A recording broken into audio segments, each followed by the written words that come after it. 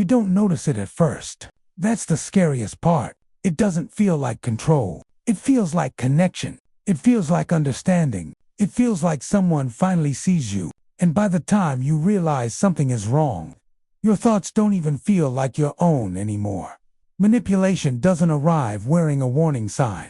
It arrives as kindness, as charm, as concern, as someone who seems to care more than anyone ever has. That's how it gets inside, not through force, but through trust.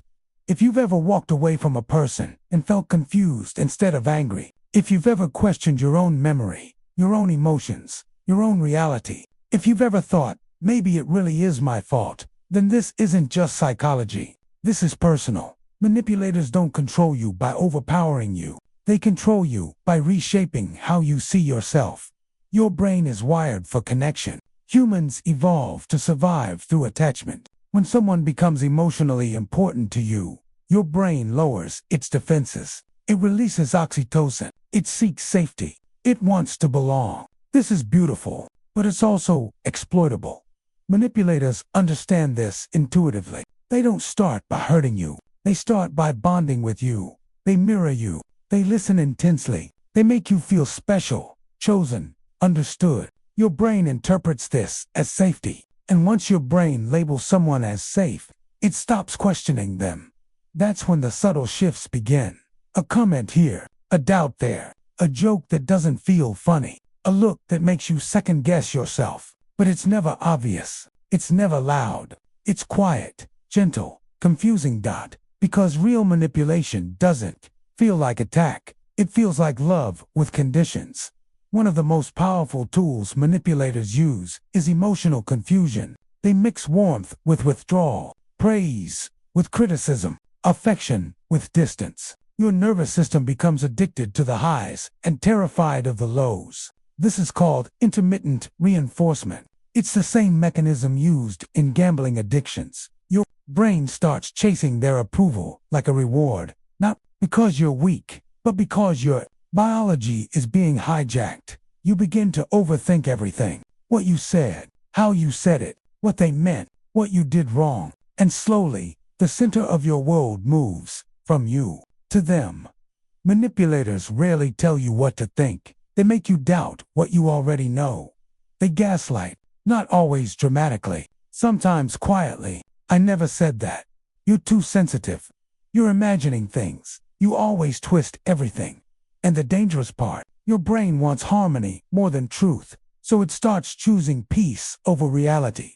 You stop trusting your memory, your intuition, your feelings. You start asking them what's real, and that's when control becomes complete. Because once someone defines reality for you, they define you. Another way manipulators gain control is by making you feel responsible for their emotions. If they're upset, it's your fault. If they're distant, you did something wrong. If they explode, you provoked them. This trains your nervous system to become hyper-vigilant. You start managing their mood.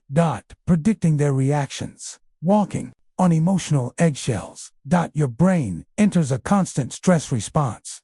And when the brain is stressed, it doesn't think clearly. It becomes easier to influence, easier to confuse, easier to control. You might think manipulation only happens to naive people. That's false.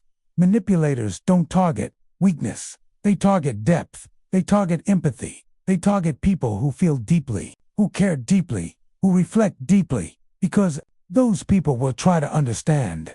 Instead of escape, you start making excuses for them. They didn't mean it. They had a hard childhood. They're just misunderstood. They're hurting, and slowly, your compassion becomes the weapon used against you. This is called trauma bonding. When emotional pain and emotional closeness become tangled together, your brain associates love with distress, comfort with confusion, connection with chaos. So even when they hurt you, leaving feels impossible, not because you don't see the harm, but because your nervous system is addicted to the cycle. Manipulators don't always raise their voice. Sometimes they whisper. They plant doubts. They rewrite history. They shift blame. They make you feel guilty for having needs. They make you feel dramatic for expressing pain. They make you feel selfish for wanting respect, until eventually, you don't ask anymore. You just adapt. You become smaller, quieter, more careful, more apologetic, less you. And this is the most devastating part. Manipulation doesn't just control your behavior, it reshapes your identity. You stop knowing what you want. You stop knowing what you feel. You stop trusting your instincts. You stop recognizing yourself. And one day, you wake up and realize you've been surviving someone else's reality, not living your own.